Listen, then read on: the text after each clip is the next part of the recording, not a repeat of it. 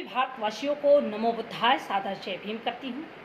साथियों, उत्तर प्रदेश के साकेत नगर महाराजा ब्रहदत्त मौर्य की राजधानी पर तथागत गौतम बुद्ध जी की स्थली पर आरएसएस के इशारे पर, मोहन भागवत के इशारे पर कोर्ट का सहारा लेकर एक तरफा राम मंदिर का निर्माण होने जा रहा है, जिसका भूमि पूजन अंधविश्वास वाला प्रधानमंत्री नरेंद्र मोदी द्वारा किया जाएगा। मैं भारत के बहुजन मूल निवासियों से बताना चाहती हूँ कि राम मंदिर के निर्माण से भारत के बहुजन मूल निवासियों को कुछ भी नहीं मिलने वाला है। ना तो शिक्षा मिलेगा, ना स्वास्थ्य मिलेगा, ना नौकरी मिलेगी, ना रोजगार मिलेगा, ना बराबर की जिंदगी जीने का अधिकार मिलेगा, ना ही कार्यपालिका, न्यायपालिका, विधायिका में दिए गए कानून के तहत अधिकार मिलेगा, ना ही कोरोना महामारी बीमारी हटेगा, भागेगा, रुकेगा। साथियों, जब भारत के बहुजन मूल निवासियों को कुछ भी नहीं मिलने वाला है, तो राम मंदिर से कोई सरोकार देश के दलित, पिछड़ा, आदिवासी समाज के लोगों को नहीं करना चाहिए। मंदिरों से कोई संबंध नहीं रखना चाहिए। भारत में लगभग 6 लाख मंदिर हैं। उन मंदिरों की कमाई भारत के बहुजन मूल निवासियों की जेब से जो धन इकट्ठा होता है, एक मंदिर की कमाई केरल के पद्मनाभ स्वामी मंदिर में एक साल की कमाई 500 करोड़ रुपए है। आंध्र प्रदेश के तिरुपति मंदिर में एक साल की कमाई 600 करोड़ रुपए है। साई शिरडी बाबा मंदिर की कमाई एक साल की 189 करोड़ रुपए है। जम्मू कश्मीर में वैष्णो देवी मंदिर की एक साल की कमाई 600 करोड़ रुपए है। साथियों, दिल्ली के सिद्ध विनायक मंदिर में एक साल की कमाई 125 करोड़ रुपए है। यही नहीं, अयोध्या राम हनुमानगढ़ी की कमाई, कलकत्ता की काली मंदिर की कमाई, जगन्नाथपुरी मंदिर की कमाई, काशी विश्वनाथ मंदिर की कमाई। भारत में 6 लाख मंदिर हैं। इस मंदिरों की जो कमाई है,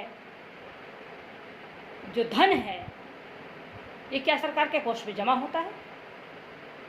क्या भारत में कोई आपदा आने पर क्या ये पैसा गरीबों में खर्च किया जाता है? नहीं। मंदिरों में इतना पैसा है, इतना सोना चांदी भरा है,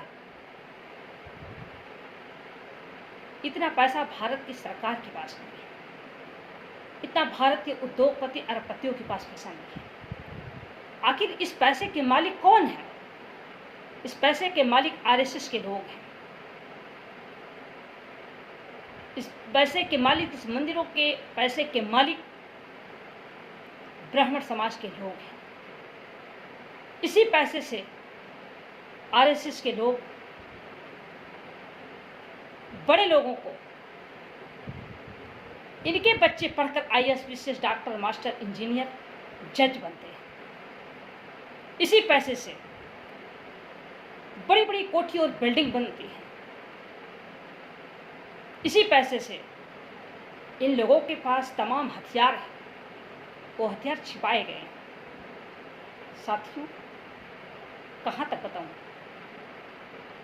आज भारत में कोरोना महामारी बीमारी आने से पूरा भारत की जनता भयभीत है, डरी है। लोगों के पास इलाज के लिए पैसा नहीं है, लोगों के पास कोई धंधा नहीं है, लोगों के पास कोई बिजनेस न होने के नाते भुखमरी के कगार पर। कोरोना महामारी बीमारी से लाखों लोग मर रहे हैं। इलाज कराने के लिए पैसा नहीं है, गरीब दर दर की ठोकर खा रहे हैं। पूरे भारत में गरीबों के साथ अत्याचार हो रहा है, उनकी हत्याएं की जा रही हैं, उनके साथ अत्याचार हो रहा है, बहन बेटियों की इज्जत लूटी जा रही है, लगातार शोषण हो रहा है। भारत की सरकार, मोदी जी, भारत के उन गरीबों के प्रति चिंता नहीं है। ये आरएसएस के प्रधानमंत्री ये गरीबों की चिंता नहीं करते, बल्कि मंदिर की चिंता कर रहे हैं।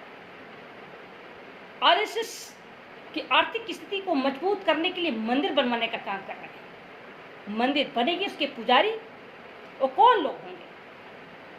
राम मंदिर के निर्माण के बाद जो चढ़ावा आएगा, उस चढ़ावा का मालिक कौन होगा? ये आरएसएस के लोग होंगे।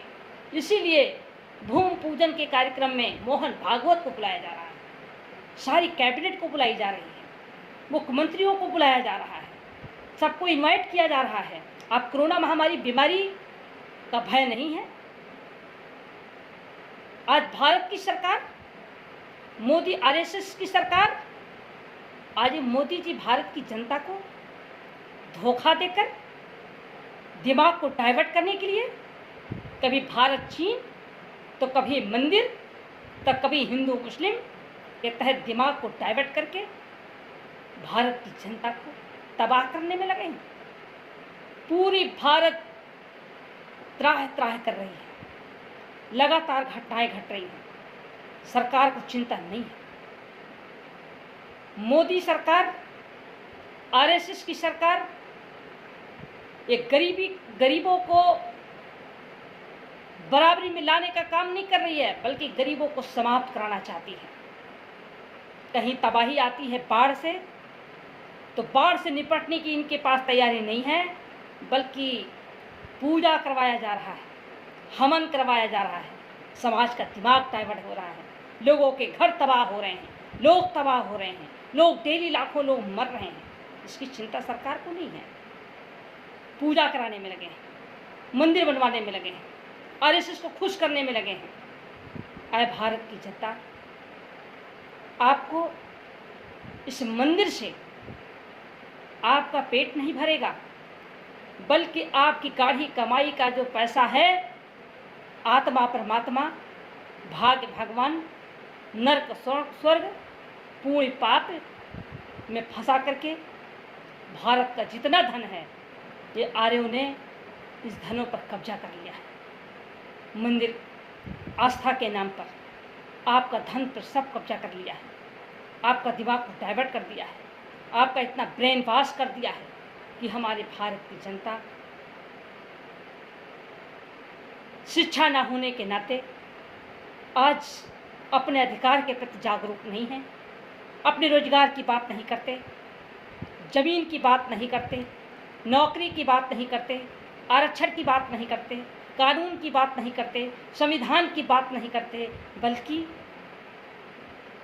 3% लोगों के इशारे पर, 3% लोगों के कहने पर, आरएसएस के कहने पर, जो गांव-गांव में पुरोहित के नाम पर घूम घूम करके समाज का दिमाग को डाइवर्ट करते हैं।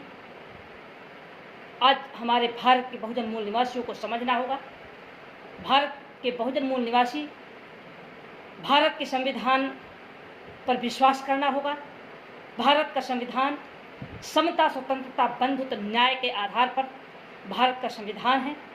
जिस दिन भारत का संविधान संपूर्ण रूप से लागू करा देंगे, उस दिन भारत का हर व्यक्ति बराबरी में आ जाएगा, सबको बराबर का अधिकार व सम्मान मिलेगा।